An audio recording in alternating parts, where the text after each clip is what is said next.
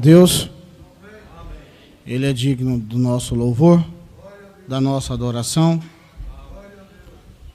O tempo é pouco.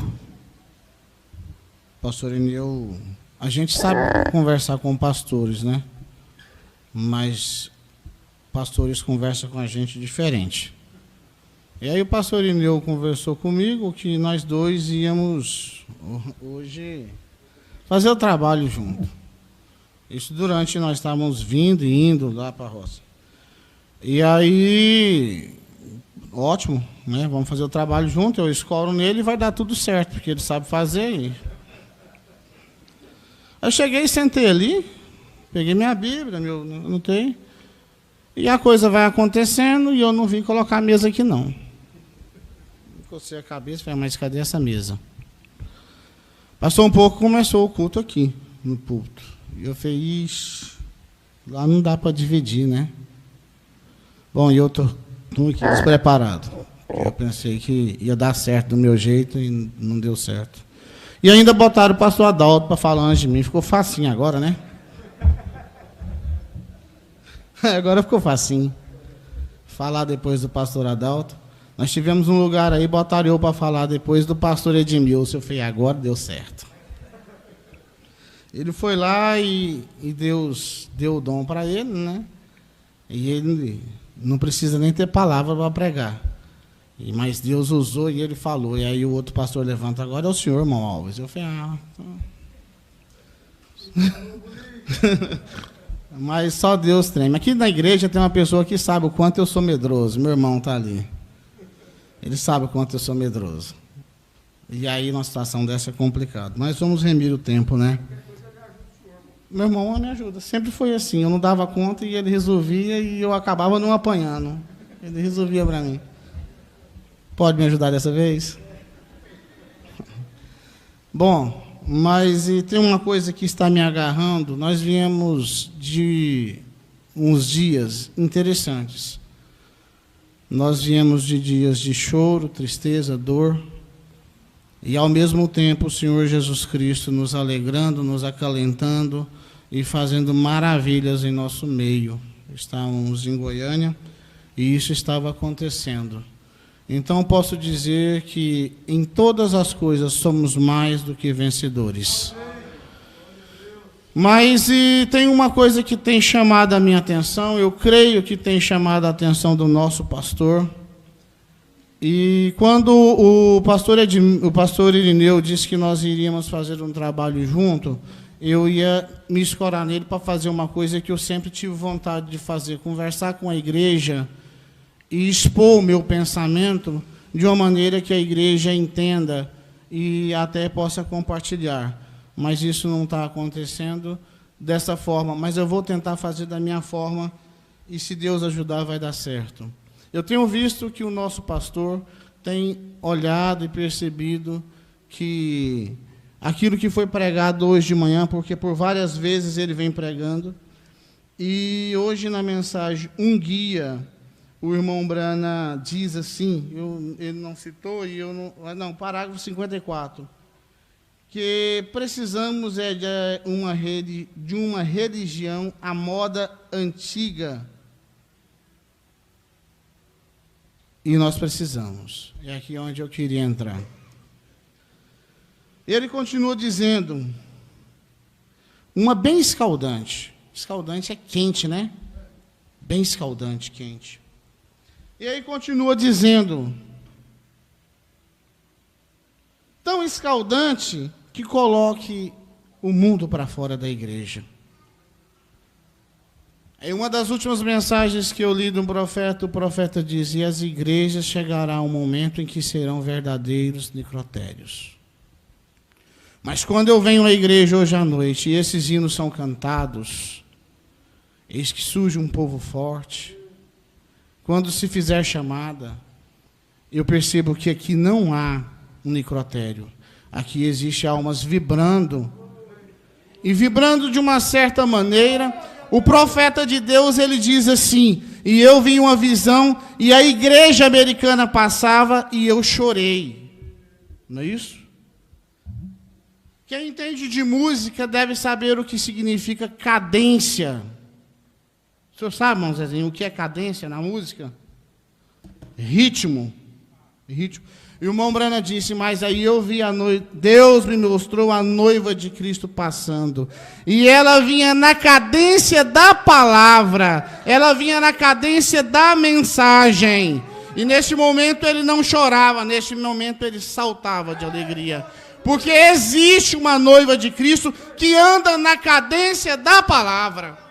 Que esta palavra ainda é o roteiro dela. Que esta palavra ainda é o machado desta noiva. Ela marcha nesta cadência. Mas olha só.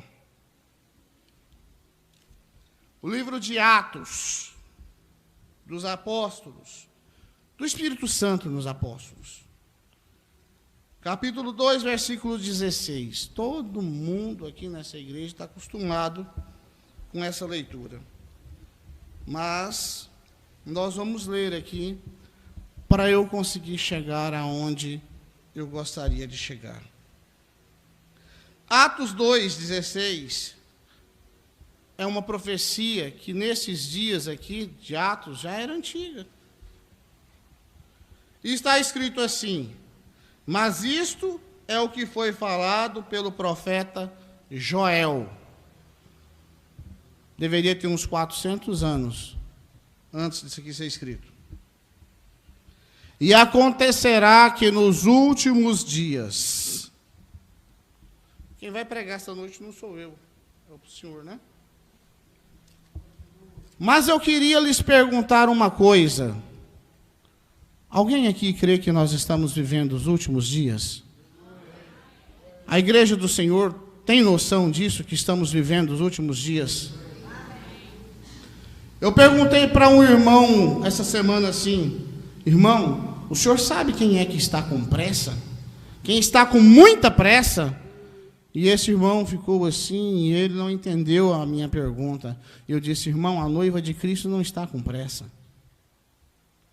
Não, ela está assim. Eu falei: o senhor conhece alguém que entrou para dentro do quarto e falou: enquanto Deus não me der o Espírito Santo, eu não saio daqui? O irmão Breno conta essa história, mas o senhor conhece alguém que fez isso? O senhor conhece alguém que entrou para dentro de casa e disse: enquanto eu não tiver o Espírito Santo de Deus, eu não como mais, eu morro, mas eu não como, enquanto Deus não me der esse Espírito. O senhor conhece alguém? Ele: não. Eu falei: então o senhor não está com pressa. Não está com pressa, não tem pressa nisso. Mas Satanás está com pressa, porque Satanás é um camarada assim. Ele já foi julgado e ele está condenado. Em Apocalipse 17 diz a data dele marcada. Então ele está com pressa, ele quer te ceifar. Ele quer ceifar o maior número de gente possível, porque ele tem uma data marcada. A noiva de Cristo tem uma vitória garantida.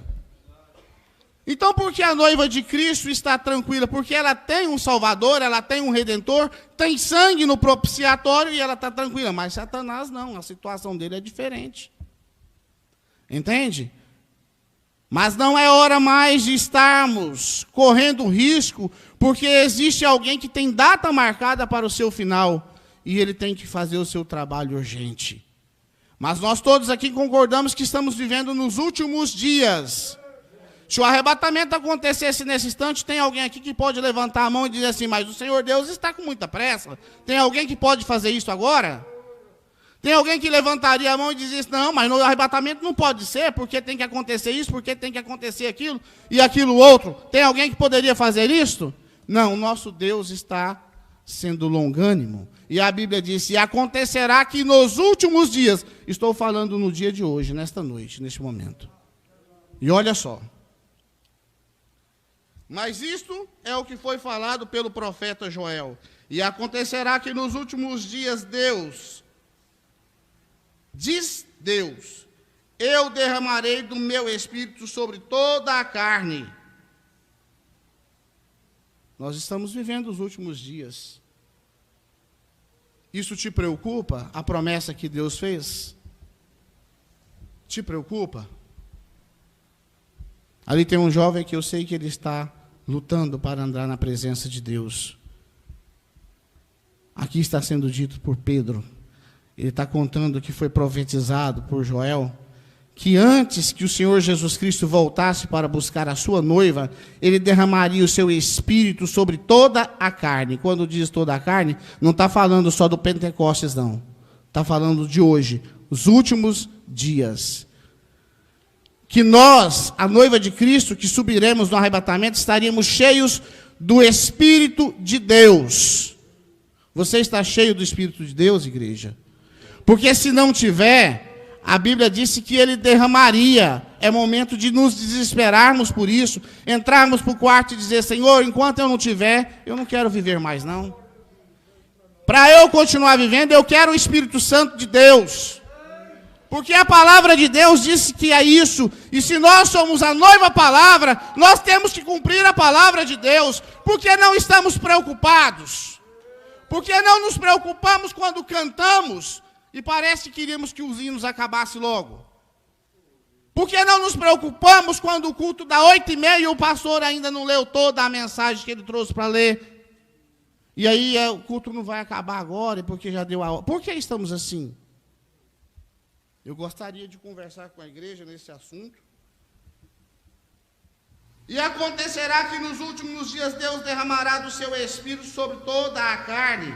E os vossos filhos e as vossas filhas profetizarão, e os vossos homens jovens terão visões, e os vossos homens velhos sonharão, e sobre os meus servos e sobre minhas servas eu derramarei do meu Espírito. É promessa para você, porque você não se preocupou ainda em ter esse Espírito, ter sonhos, visões, falar em língua, porque o evangelho feio é antigo.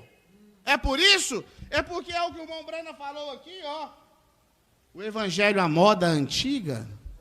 Eu morei nos Estados Unidos e lá tinha um hino que falava assim: eu quero aquele velho evangelho de Paulo, de Silas. Porque se fez bem para Paulo e para Silas, falar bem para mim também.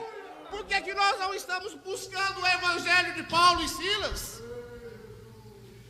Eu estou falando para mim, porque eu preciso ser cheio deste evangelho de Paulo e Silas. Porque quando Paulo passava, os doentes eram curados. Porque Paulo orava para a igreja, e a igreja lhe disse: recebestes o Espírito Santo quando batizastes? E eles: não, nem sabíamos ainda que existia Espírito Santo. Então Paulo batiza e eles são cheios do Espírito Santo de Deus. Se esse evangelho foi bom lá, não é bom hoje, por quê? Nós não deveríamos estar andando atrás disto, não deveríamos estar mais preocupados com isso do que com a conta de energia que tem que ser paga, não deveríamos estar mais preocupados com isso do que com a própria comida que nós precisamos, porque a comida te coloca com saúde aqui, mas o Espírito Santo te coloca com vida eterna, na glória eterna. Isso não é mais importante? Quando você vê uma igreja, quando o pastor se esforça, luta, peleja, para escutar um glória a Deus e não acontece, isso deveria te entristecer. Isso deve me entristecer, chegar na igreja e começar a orar e não sentir a presença de Deus. Isso deveria ser o pior dia das nossas vidas, e estamos encarando isso com naturalidade. Mas eu escuto histórias de que quando havia um homem cheio do Espírito Santo no púlpito da igreja, os endemoniados começavam a cair, era lá na porta. O irmão Brana diz em última mensagem que nós lemos, que aquela velha índia fez uma moleta para ela, e ela veio na fila de oração, e quando ela chegou próximo dele, ele não colocou a mão sobre ela. Ele não orou por ela. E ela entregou as muletas na mão dele e foi embora. Você não gostaria desse Espírito Santo? Essa igreja não gostaria desse Espírito Santo? Vamos voltar a esta religião antiga. Vamos voltar a este tempo antigo, aonde os doentes eram curados com a presença de um apóstolo cheio do Espírito Santo. E sabe qual a diferença de um apóstolo cheio do Espírito Santo para você? Nenhuma. Porque aqui disse: eu quero dar aos meus filhos e às minhas filhas. Não há diferença. A diferença é que nós estamos menos preocupados com o Espírito Santo do que estava a igreja nos dias dos Atos dos Apóstolos. Esta é a diferença. E era isso que eu queria dizer para a igreja. É momento de nós buscarmos a Cristo. É momento de nós buscarmos. Eu falei ontem ali no Pau d'Arco. Vocês ficaram sabendo que haverá uma noiva de Cristo? E essa noiva de Cristo subirá no arrebatamento? Já está sabendo disso? Não haverá uma próxima noiva. A noiva é essa que está sentada aqui agora. E é esta noiva que os demônios se sujeitarão a ela. É esta noiva que curarão os enfermos. É esta noiva que ressuscitarão os mortos. É você, sou eu. No poder do Espírito Santo. Porque aqui não eram os atos dos apóstolos, eram os atos do Espírito Santo nos apóstolos. Te dá desejo buscar o Espírito Santo? Te incomoda não ver o mover de Deus no nosso meio? Porque se isso acontece, é momento de nós nos levantarmos, desesperarmos. E a palavra de Deus disse: se o povo que clama pelo meu nome me buscar, eu os responderei dos altos céus.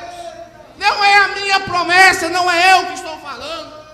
É o Criador dos céus e da terra que diz: se o povo que clama pelo meu nome me buscar, eu os responderei. E aí ele vem e confirma, porque ele não fala uma vez só e fica no esquecimento. E ele disse: e sobre os meus servos e minhas servas eu derramarei do meu espírito naqueles dias, e eles profetizarão, e eu mostrarei maravilhas em cima no céu e sinais na terra. Gostaria você de ver hoje, nesta noite, tudo mudado? Gostaria você de ver nesta noite essas coisas acontecerem? Não é para amanhã, a promessa é para os últimos dias, e você acabou de me dizer que estes são os últimos dias. É momento para isso? Hoje é um dia de Santa Ceia e nós iremos participar da Santa Ceia, comunhão com Cristo.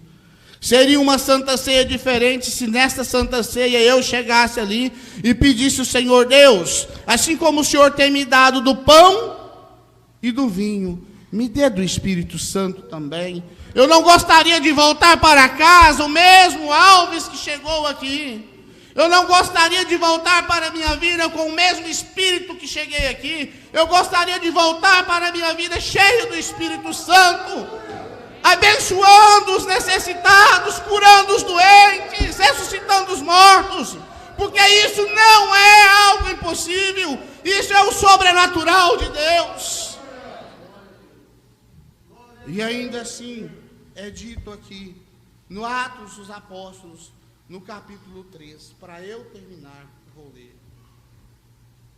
Igreja de Deus, arrependei-vos, portanto, e convertei-vos, para que os vossos pecados sejam apagados. E agora agarrem nisto. Assim venham da presença do Senhor tempos de refrigério. E só o Espírito Santo de Deus traz sobre a carne, sobre a alma e sobre o Espírito refrigério. É momento de nós buscarmos, é momento de nós lutarmos por isto. E eu ainda tenho uns 2 minutos. Eu gostaria que o irmão Marcos me ajudasse. Porque naquele dia, meu irmão, quando se fizer chamada, eu quero te ver lá. Eu quero que o Senhor me veja lá principalmente. O Senhor me ajude a cantar esse hino.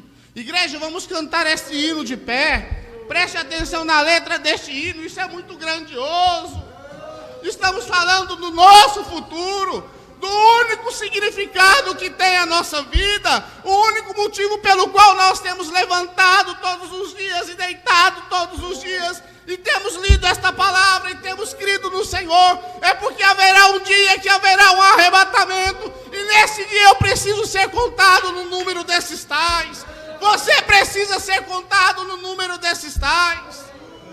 É no dia que fizer chamada, o seu nome não pode ficar de fora. O meu nome não pode ficar de fora. Eu preciso vos ver lá. E preciso que vocês me vejam lá. Vamos cantar este hino com vida, com vigor, e sabendo que isso há de acontecer. 3, 3. Deixo um do Inário.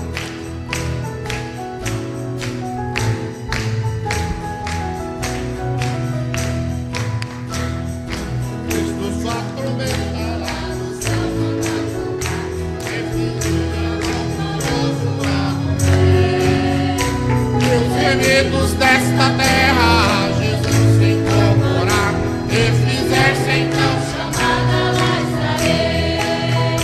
Quando se fizer chamada, quando se fizer chamada, quando se fizer chamada, quando se fizer chamada, lá estarei. Glorioso dia quando o crente ressurgir e na glória de Jesus participar. Quando os crentes ressurgidos nos soltarem do porvir e fizesse então chamada, lá estarei. Quando se fizer chamada, quando se fizer chamada, quando se fizer chamada, quando se fizer chamada, lá estarei. E farei então batismo até o dia terminar. Falarei do seu amor por nós aqui. Quando pois finar a vida e o labor aqui cessar, e fizesse então chamada, lá estarei. Quando se fizer chamada, quando se fizer chamada, quando se fizer chamada, quando se fizer chamada, lá estarei. Quando se fizer chamada, quando se fizer chamada, quando se fizer chamada, quando se fizer chamada, lá estarei. Glória a Deus, Deus nos abençoe.